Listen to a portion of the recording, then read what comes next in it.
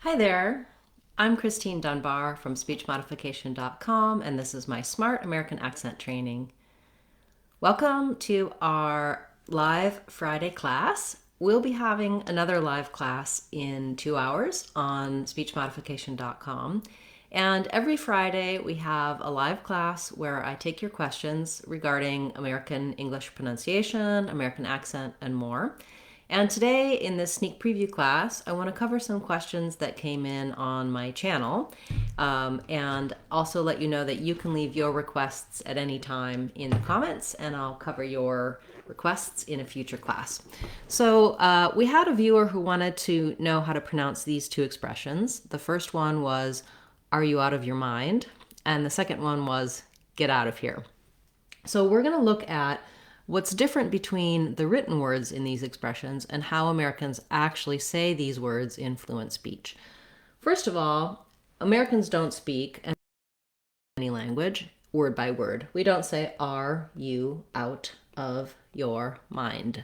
You can hear that if I pronounce all of the sounds and I separate the words, it sounds very choppy, not fluent. In native speakers' speech, we're going to do a lot of linking and reducing of sounds. So first of all, "Are you out of your mind?" Are you out of your mind? I will link "are" and "you." Are you out of your mind? And the "oo" of "you" sometimes will become more of a "ya." Are you out of your mind? It may stay "you," in which case it would be, again, our "r" sound, and then you and out link. And because I'm going from the "oo" shape of "you" to the "ow" shape of "out," are you out? Are you out?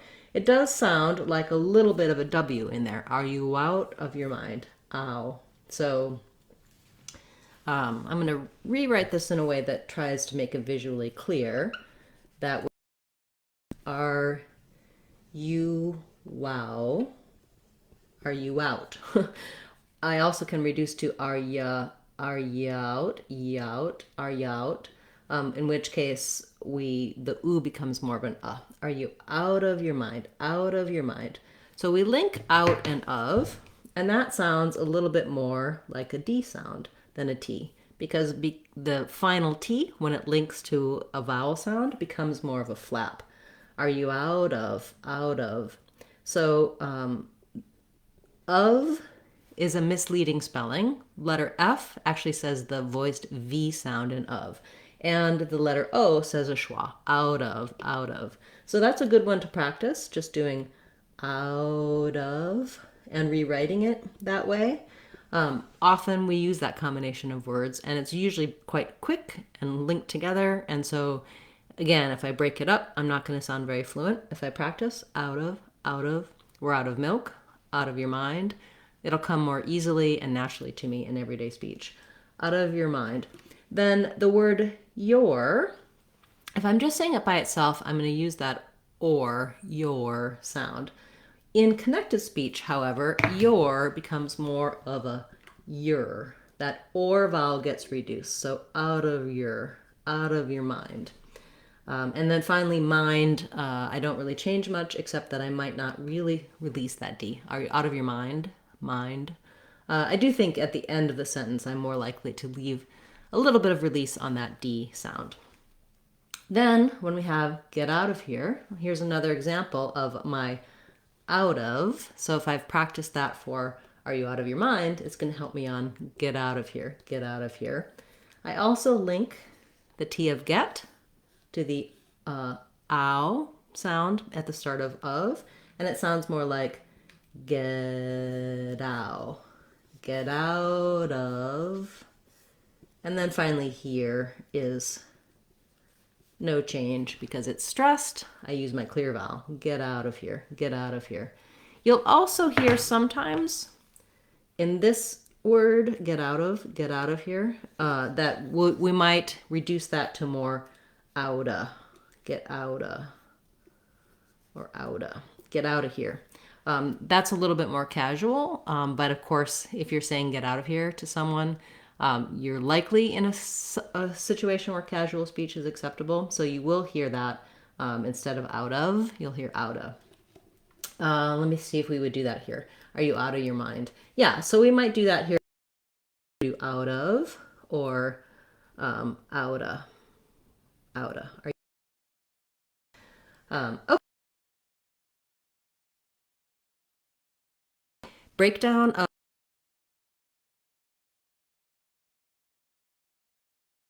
Real Talk course.com, where I show you the written speech and verbal speech in terms of linking and reductions. And it's a big part of having more fluent speech and understanding English as well as speaking it correctly.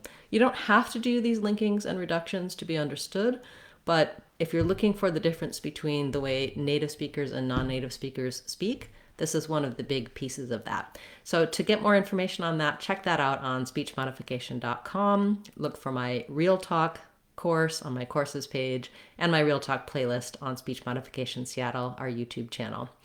I'll be back again in just a little while for our live question and answer class on YouTube, as I am every Friday, and I hope to see you there. That's at 12 o'clock Seattle time, 3 o'clock Eastern time, and you can watch the replay at any time. We also offer channel memberships on our channel, and our channel members can make their requests at any point during the week, and I cover their words on Sundays. They can attend live as well on Sundays and ask questions, or watch the replay so that they get their questions answered. Thank you to those of you who have become channel members, and of course also our subscribers. I really appreciate the support. I'm Christine Dunbar from speechmodification.com. Remember, if you want to sound like a native speaker, you can do it. speechmodification.com. Bye guys. Hope to see you in live class later today.